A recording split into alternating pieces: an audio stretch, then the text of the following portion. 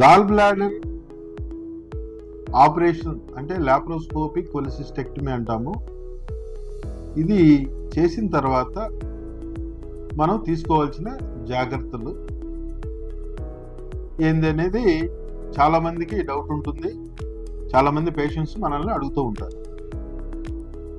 అంటే ఏ లాప్రోస్కోపీలో అయినా మనకి అసలు ఓపెన్ సర్జరీకి లాప్రోస్కోపీకి మేజర్ అడ్వాంటేజ్ తొందరగా రికవర్ కావడం. అంటే ఆపరేషన్ సంబంధించిన జాగ్రత్తలు చెప్తున్నాను. గాల్ బ్లాడర్ రిమూవ్ చేసిన దాని వల్ల తీసుకునే జాగ్రత్తలు మనం ఆల్రెడీ ఇంతకుముందు వీడియోలో చెప్పడం జరిగింది. మళ్ళీ కూడా దాని గురించి మాట్లాడుకుందాం. ఏ లాప్రోస్కోపిక్ సర్జరీ అంటే గాల్ బ్లాడర్ సంబంధించిన లాప్రోస్కోపిక్ కొలిసిస్టెక్టమీ అనేది చాలా చిన్న operation. Most of the patients లో మనకి 20 నిమిషాల నుంచి హాఫ్ అన్ అవర్లో ఆపరేషన్ అయిపోతుంది. సో 3 నుంచి 4 రంధ్రాలు వేసి ఆపరేషన్ చేయడం జరుగుతుంది. సింగిల్ రంధ్రంలో కూడా చేయొచ్చు, కానీ రెగ్యులర్గా మనం 3 నుంచి 4 రంధ్రాలు వేసి ఆపరేషన్ చేస్తుంటాము. సో ఆపరేషన్ తర్వాత మనకి పేషెంట్ జనరల్ అనస్థీషియా ఇచ్చి చేస్తాం కాబట్టి మత్తు వదిలిన తర్వాత అంటే మ్యాక్సిమం 2 to 3 hours పేషెంట్ మనకి నడవడం నడిపించడం జరుగుతుంది.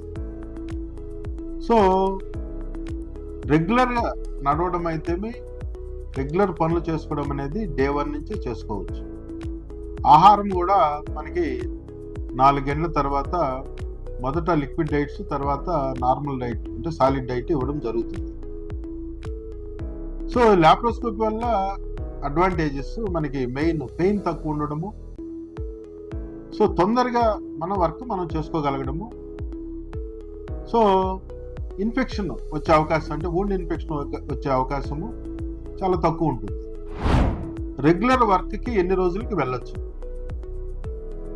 సో మనం మ్యాక్సిమం 10 days to 2 weeksలో మనం ఇంతకుముందు అయితే ఏ వర్క్స్ మన లైఫ్లో చేస్తున్నామో అవన్నీ కూడా చేసుకోవచ్చు.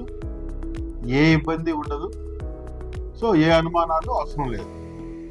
అదేవిధంగా మనకి ఆహారం డే 1 నుంచే నార్మల్ డైట్ తీసుకోవచ్చు.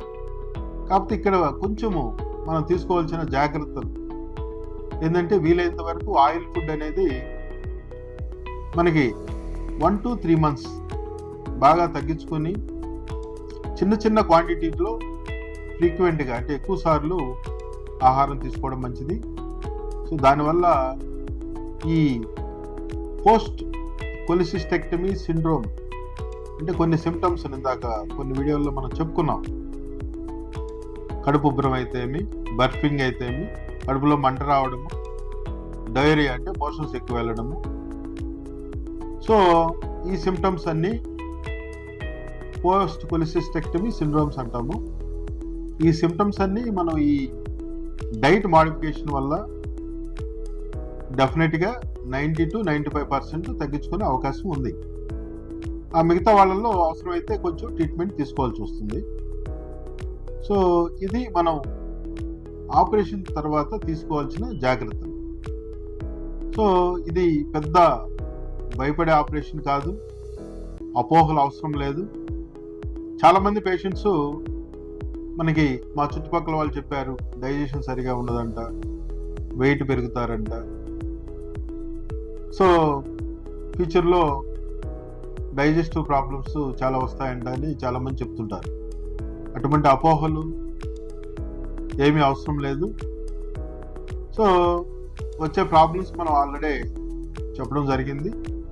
వెయిట్ పెరగడం అనేది ప్రత్యేకంగా గాల్ బ్లాడర్ ఆపరేషన్లో కానీ మిగతా ఆపరేషన్లో డైరెక్ట్గా రిలేషన్ అయితే ఉండదు. యూజువల్గా మన భారతదేశంలో ఎస్పెషలీ మన ఆంధ్రప్రదేశ్ లాంటి ప్లేసెస్లో సర్జరీ తర్వాత అది ఎంత చిన్న సర్జరీ అయినా సరే కంప్లీట్ బెడ్ రెస్ట్ ఇవ్వడము, ఆయిల్ ఫుడ్ ఎక్కువ పెట్టడం జరుగుతుంది. మోస్ట్ ప్రాబబ్లీ వెయిట్ పెరగడానికి అది ముఖ్య కారణం అయింది.